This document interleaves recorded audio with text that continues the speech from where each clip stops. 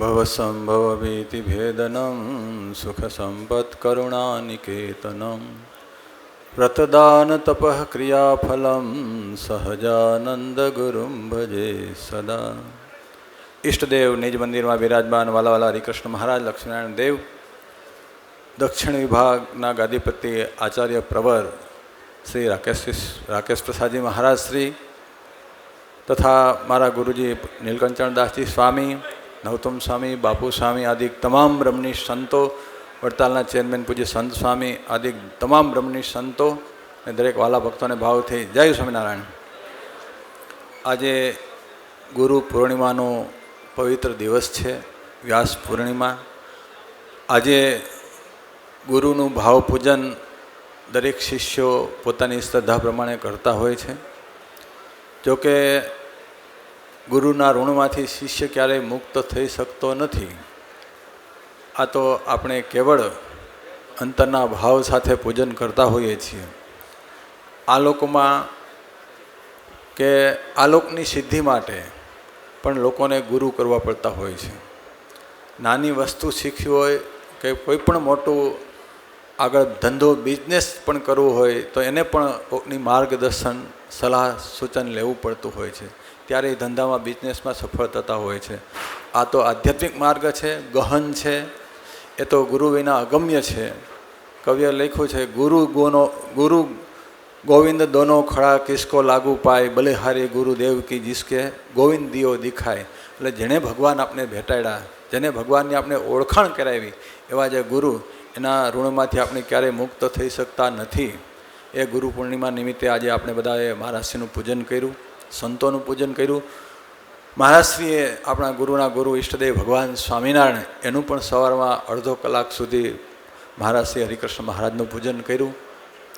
બસ આજે ગુરુ પૂર્ણિમામાં ઘણા બધા હરિભક્તો દર્શન માટે પધાર્યા છે. ઘણાને કદાચ ઉતારાની કે સુવિધા ન મળી હોય તો પણ એટલા બધા સમુદાયમાં બધાને સુવિધા પૂરી પાડવી ઘણી કઠણ હોય છે. પણ જે બનતી પ્રયત્ન વડતાલ સંસ્થા કરી રહ્યા છે. વિશેષ આનંદની વાત, વડતાલનો જે કાંઈ વિકાસ થઈ રહ્યો છે, વડતાલની જે કાંઈ સુવાસ ચારે મેર જે પસરે છે, એનું મુખ્ય કારણ જો કોઈ હોય તો વડતાલ દેશના સંતોની એકતા, હરિભક્તોનો સાથ સહકાર, મહારાજશ્રીના આશીર્વાદને લઈ અને દેશમાં તો વડતાલની જે સંસ્થાઓ, પછી સાળંગપુર હોય કષ્ટભંજન દેવ, ધોલેરા હોય અથવા અત્યારે અમારે બાલાજી હનુમાન રાજકોટ, બહુ વિશાળ મંદિર અમારા વિવેક સ્વામી કરી રહ્યા છે. અહીંયા બાજુમાં જ આણંદ રોકડિયા હનુમાનજી મહારાજ હોય, આ દરેક વડતાલની લગતી સંસ્થાઓ ખૂબ વિકાસને પામી રહી છે. ને વિશેષમાં મહારાજશ્રી હમણાં વિદેશ ગયા હતા, એમ અમેરિકા, ઓસ્ટ્રેલિયા, લંડન, આફ્રિકા, આ બધા દેશોમાં ડાયરેક્ટ વડતાલ સાથેના જે મંદિરો બની રહ્યા છે ને ત્યાંના હરિભક્તોને પણ ખૂબ પોષણ મહારાજશ્રી અને સંતો દ્વારા થઈ રહ્યું છે.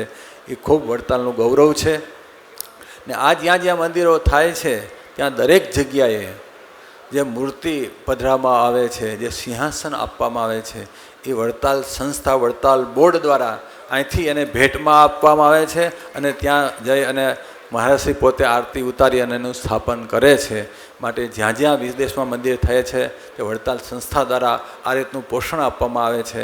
આવી રીતે વડતાલ સંસ્થા દ્વારા વડતાલની હોસ્પિટલ જુઓ, વડતાલનું શૈક્ષણિક કાર્ય હોય તો પાઠશાળા જુઓ, વિદ્યાનગરમાં ફ્રી ઓફ ચાર્જ હોસ્ટેલ ચાલે છે. આ બધી જ વડતાલ સંસ્થાની જે સારી પ્રવૃત્તિ ચાલે છે એમાં બધા હરિભક્તો ખૂબ તનમનધનથી સહકાર આપે છે. અને વિશેષમાં આગામી કાર્તિક સમયમાં જે આચાર્ય સ્થાપન દ્વિશતાબ્દી મહોત્સવ અને શિક્ષાપત્રી લેખન દ્વિશતાબ્દી મહોત્સવ પણ આપણે બધા સાથે રહી અને ઉજવવાનો છે. મહારાજશ્રી પણ અને બધા સંતો એના માટે ખૂબ પ્રયત્નશીલ છે, પૂર્વ તૈયારી કરી રહ્યા છે.